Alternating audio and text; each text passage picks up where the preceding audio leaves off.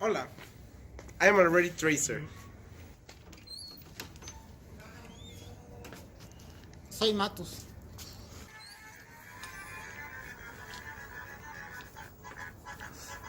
Latelol.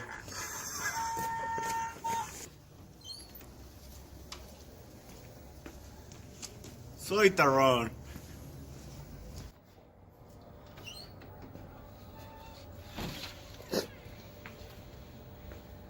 Hola.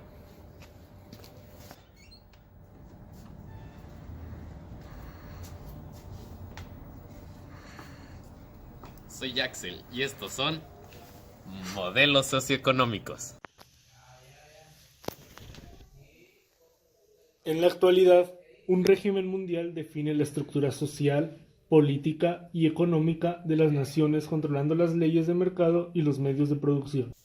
Este se constituye de una forma absoluta de poder que permite a las élites que controlan el régimen el manejo integral de la política, de las milicias, de los gobiernos y con ello de todos los recursos en la nación. Este régimen socioeconómico es el génesis de problemáticas de orden social que se evidencian en pobreza, hambre, desigualdad social, daño ambiental, desempleo, delincuencia,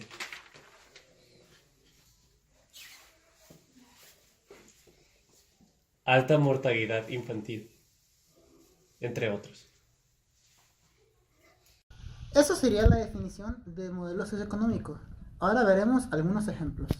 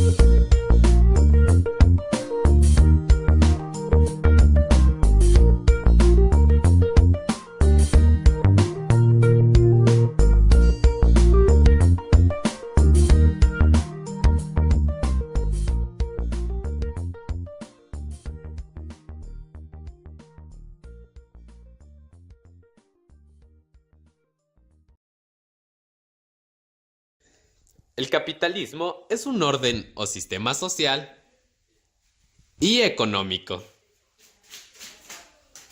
que se encuentra en constante movimiento. Deriva del usufructo de la propiedad privada sobre el capital como herramienta de producción. Ahora, para entender mejor el capitalismo, veremos unos ejemplos y algo de su historia. Ejemplo de capitalismo. En algún lugar del mundo, en algún lugar del tiempo, en tiendita el Fortnite. El día de hoy, como fruto de su trabajo, nuestro Matus ganó 180 pesos. A pesar de eso, el dueño de la tienda conserva una parte de sus ganancias.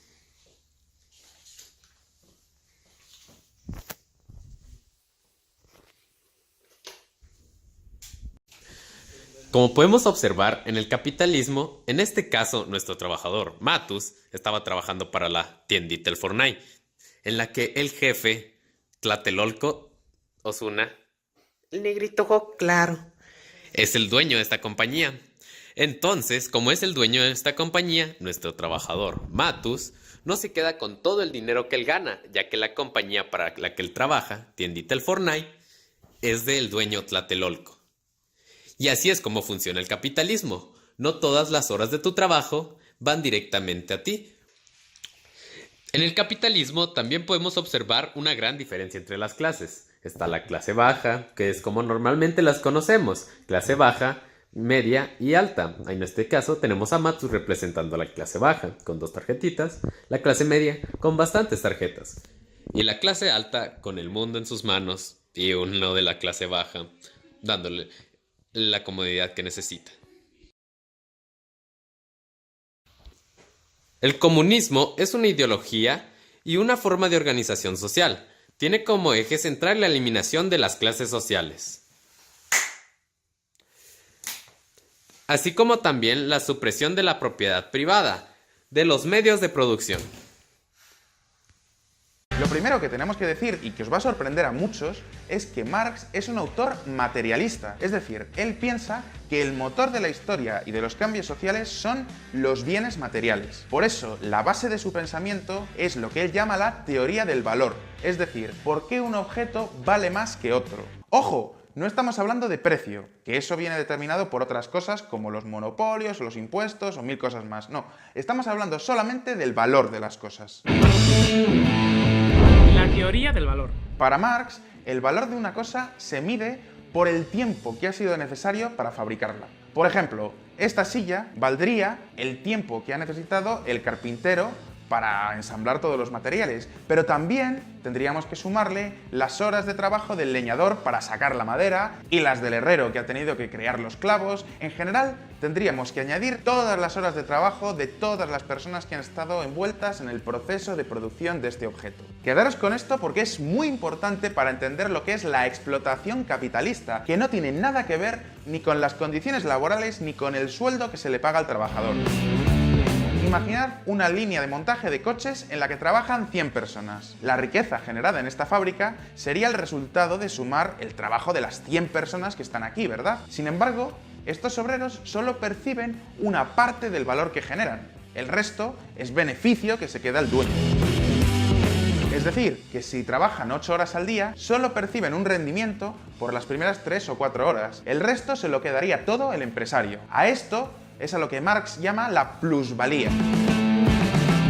La cuota de plusvalía es, por tanto, la expresión exacta del grado de explotación de la fuerza de trabajo por el capital o del obrero por el capitalista. Y os preguntaréis, ¿cómo es posible que se den estas relaciones de explotación? La respuesta es que el empresario es el propietario de los medios de producción o medio de capital, es decir, aquellas herramientas o fábricas que necesitamos para poder convertir las materias primas en bienes útiles. Por eso, al que tiene los medios de capital le llamamos el capitalista. En contra de lo que mucha gente piensa, Marx no tiene ningún problema si tú quieres tener tu propio coche o tu propio teléfono móvil. Lo malo viene cuando quieres tener la propiedad de los medios de producción.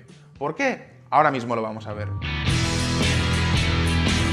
Las contradicciones del capitalismo. Marx divide a la sociedad en 2 clases. Por un lado están los burgueses o capitalistas, que son los dueños de los medios de producción y que por tanto controlan toda la economía. Por otro lado estarían los trabajadores, que son los que realmente generan riqueza, pero que solo perciben las migajas que les quieren dar estos primeros. Lógicamente, esta situación lleva a un conflicto entre estas 2 clases, que es lo que Marx llama la lucha de clases. Y este sería el pecado original de la economía capitalista, que como veis no tiene nada que ver ni con la pobreza ni con la desigualdad. Por ejemplo, en los países nórdicos, donde apenas hay desigualdades entre ricos y pobres, Marx seguiría diciendo que hay explotación. ¿Por qué? Porque existe propiedad privada sobre los medios de producción. Por eso, Marx no solo criticaba a los burgueses, sino también a los socialdemócratas.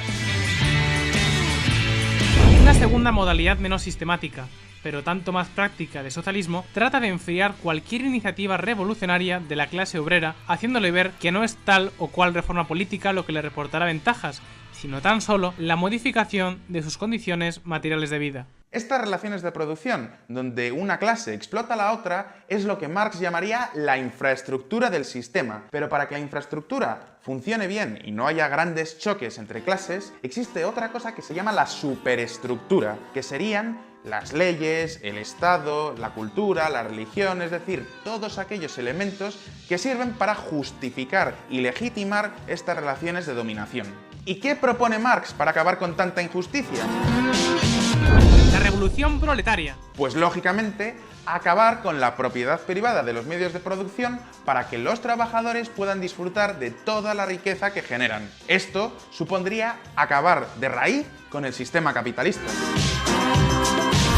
Los comunistas proclaman abiertamente que sus objetivos tan solo se pueden alcanzar mediante el derrocamiento violento de todo el orden social preexistente. Marx entiende que el capitalismo es un sistema insostenible por sí mismo y que de hecho serán los países más industrializados, como por ejemplo el Reino Unido de la época, los primeros en tener una revolución proletaria.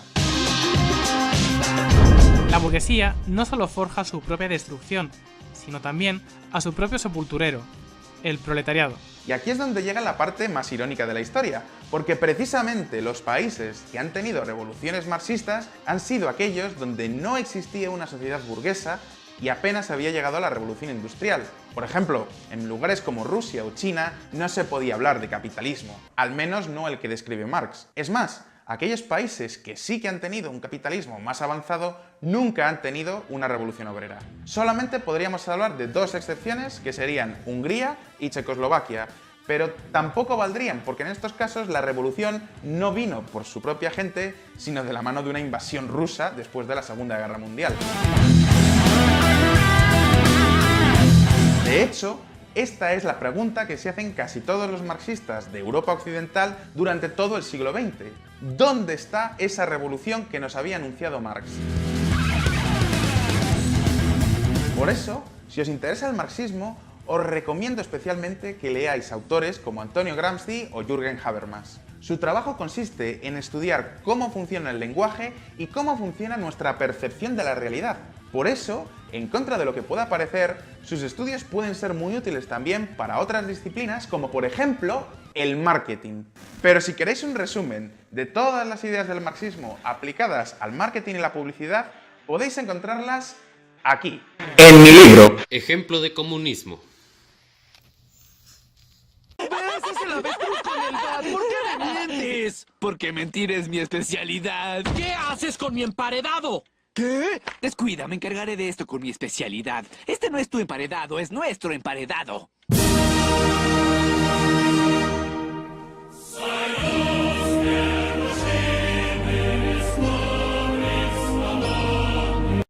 Para muchos pensadores, el ser humano tiene ansias de poder. Estas ansias por la búsqueda del mismo hacen imposible que el ser humano se encuentre en una misma línea de igualdades frente al resto de los habitantes, dado que inevitablemente algunos intentarán obtener poder por sobre los otros. Por lo tanto, el comunismo no es posible desde el punto de vista de la constitución subjetiva y el social de cada ser humano.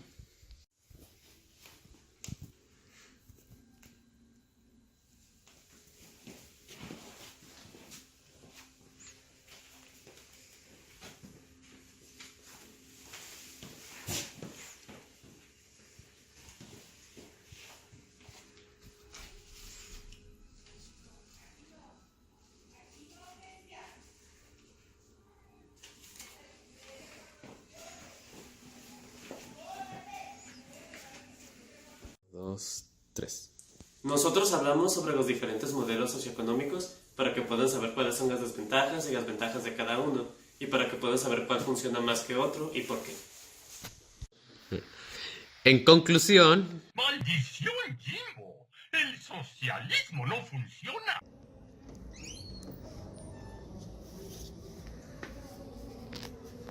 Wake me up inside. I can't wake up, wake me up inside. Save me, call my name and save me from the dark. Wake me up with my blood to run. I can't wake up before I come undone. Save me from the nothing I've become. Puedo hacerlo. Una vez, cuando tenía 7 años, me senté en un plátano y claro, eso cambió mi vida.